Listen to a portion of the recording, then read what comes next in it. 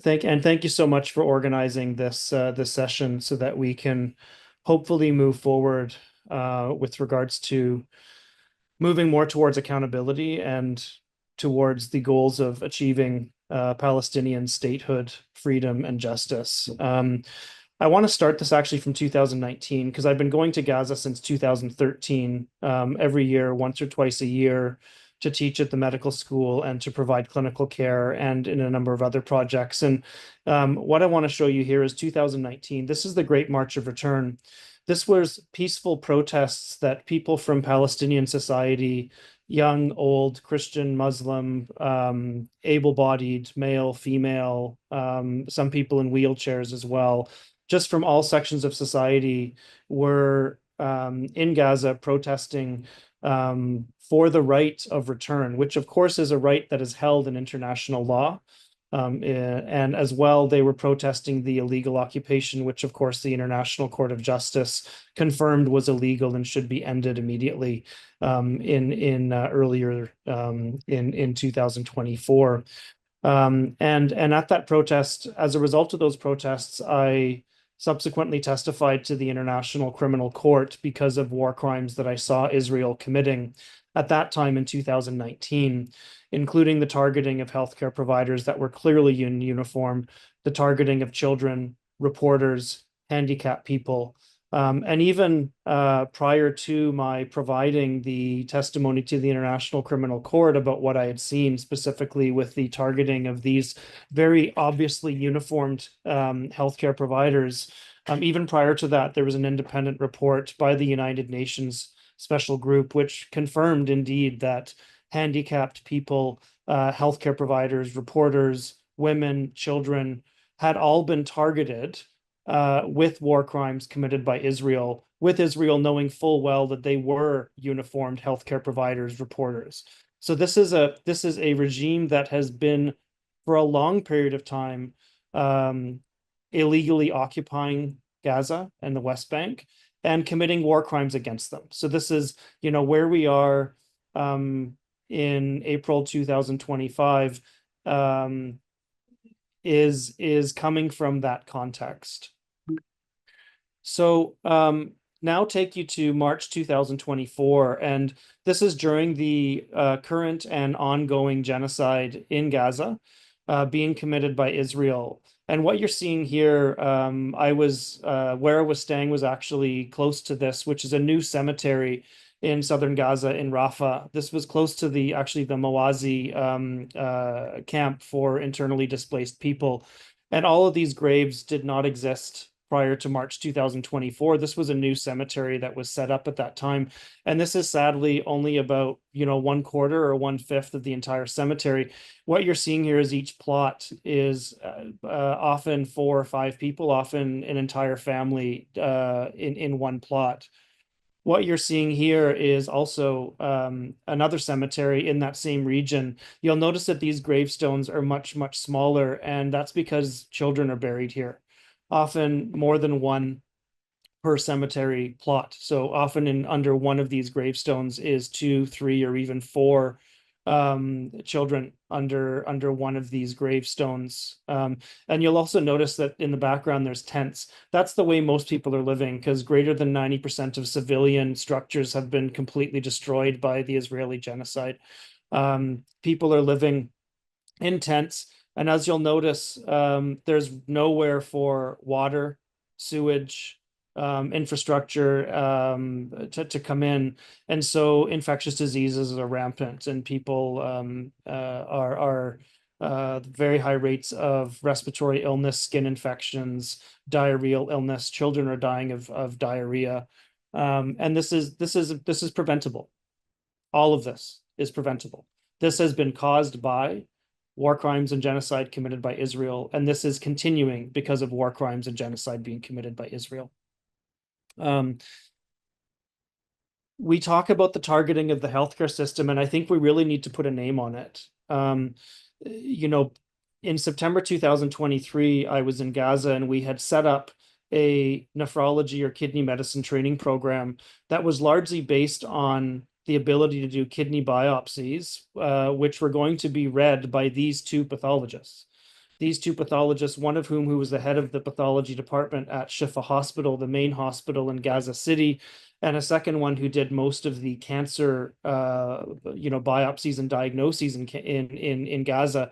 Both of these pathologists have been killed. So as a result of their being targeted and killed, not only will there not be a kidney training program in Gaza, but also there is no ability to diagnose new cancer cases. So since October 2023, cancer cannot be diagnosed. So in addition to the lack of new diagnoses of cancer since that time, anyone who had cancer known prior to that can also not receive treatment because the pediatric cancer hospital, which is known as Rantizi Pediatric Hospital in Gaza City, has been destroyed and has not been is not back up and running.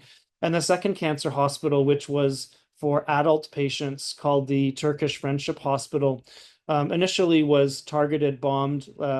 Staff were ordered to leave. Then it was converted to a military complex used by the Israeli genocidal forces. And then it was bombed and completely destroyed when they left. So, in addition to new diagnoses of cancer not being made, anyone who has cancer in Gaza cannot be treated, in large part because of the targeting of the healthcare system. I told you about the fact that the kidney training program that was set up to be started as of September 2023 is no longer running, and can't be set up in large part because of the targeting of healthcare professionals in Gaza. Well, this is the person who was going to run that program, Dr. Hammam Allo, and he was killed with his father and father-in-law in his house in a targeting killing, and died bleeding to death on the floor, in large part because the ambulances that would have come to his region were being targeted with missile strikes when they attempted to come and rescue people who had had their homes bombed. So he died, and again, his death was preventable and perhaps treatable, but he was killed by Israel's genocidal attacks. This is the first physician that I actually met in Gaza in 2013. And he's actually a dentist. He's a dentist who took over the only facility to provide complex care for people with complex needs. For example, chronic respirator treatment, people with complex mobility challenges. He set up the rehab facility after it was bombed in 2012. He set it up again, and he in fact built a long-term care facility for elderly patients immediately adjacent to that rehab facility. And he did this by coordinating with international charities to get it funded, and he ran the facility for over 10 years. Sadly, he was killed when he was working in the facility, and the rehab facility was bombed, killing him instantly, as well as most of the patients that lived in the rehab facility. Incidentally, the long-term care facility where many elderly Gazans were living was also bombed at the same time, killing most of them in late 2023. So this is something that I saw very, very commonly in March 2024 and has been reported by all healthcare providers that have been working in Gaza. This is evidence of torture. This is a young man who was living in Gaza City, was actually a patient in one of the main hospitals. And when that hospital was evacuated, he was captured, sent to prison where he was tortured and beaten by the Israeli military. Eventually, he was released back, and this is what he looked like. And all those injuries on his face are new. He didn't have any of these injuries when he was initially captured by the Israeli military. This is an injury pattern that I had not seen prior to March 2024. This is something that we just simply don't see as people working in internal medicine or kidney medicine in Canada. But you can see a pattern of injuries here that is essentially incredibly common. People who are returning from being captured and held in Israeli prisons. And this includes not just regular people, but healthcare providers that are regularly captured and held and tortured in Israeli prisons.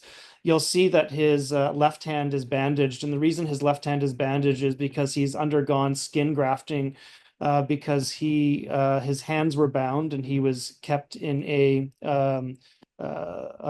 pressure position where he required to sleep on the side of his hands, and the pressure on his hands, as well as being dragged by his feet, and his hands would drag to protect his head because his hands and his legs were tied, eventually pulling off the skin from the back of his hand. So he needed a pretty significant skin graft on the back of his left hand. You can see there's also quite significant injuries on his right wrist, and that's from having his hands bound so tight that the binding area actually caused pressure ulcers to the back of his wrist and as well to his hand for the same process that happened on the left hand. I hadn't seen this prior to March 2024. I've been to Gaza many times, but these pressure injuries and this evidence of torture is essentially ubiquitous for people returning from prisons in held illegally in Israeli prisons. And these are people who were captured and held because there was no reason to be captured in the first place. Many of these people were physicians or healthcare workers that were held without charge illegally in Israeli prisons. So I think, I mean, from my perspective, I was instructed to keep this short. Apologies if I've gone over time, but really, I think there's a few things that we need to normalize as healthcare providers. We need to be very, very explicit about using the appropriate language. The International Court of Justice has used the language of illegal occupation, genocide, and apartheid. We need to be normalizing this language, and we can't be scared to use this, even though we're being targeted in our own work and our own lives, told not to use this. We have to use this language. This is the language that the international courts are using and humanitarian organizations are using it. We should be using it too.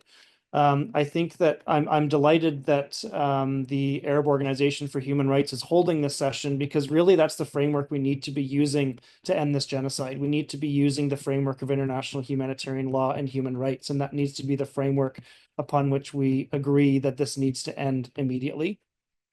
I also think that in general, there's a reason I brought up the 2019 right of return protests, the March of Return protests. It's because those protests were peaceful. And yet, despite being peaceful, protesters were shot with live ammunition and killed. Every mechanism of peaceful resistance has been tried and violently suppressed by the genocidal regime of Israel, raising the question, what forms of resistance are acceptable? And I think using the framework of international humanitarian law, I think we need to be explicit. The right to armed resistance is legal. As healthcare providers, it makes me very uncomfortable saying that, but it is legal. And obviously with the restrictions and confinements of international humanitarian law. But I think we need to be very explicit that if we are today going to be talking about Palestinians achieving a state and achieving justice and dignity, we need to be clear that resistance actually is acceptable and needs to be supported. Also, I think that the times that we need to be feeling anxious or uncomfortable about the possibility that we as healthcare providers are going to be targeted or victimized by speaking out for Palestinian independence and dignity and justice, those times have to be past. We have to be united and using the international humanitarian law and human rights frameworks and saying the time for this genocide to be over is not yesterday, it was over a year ago. And everything that can be done to end that needs to be done, not just by us, but by the nation states and the human rights organizations to end this immediately.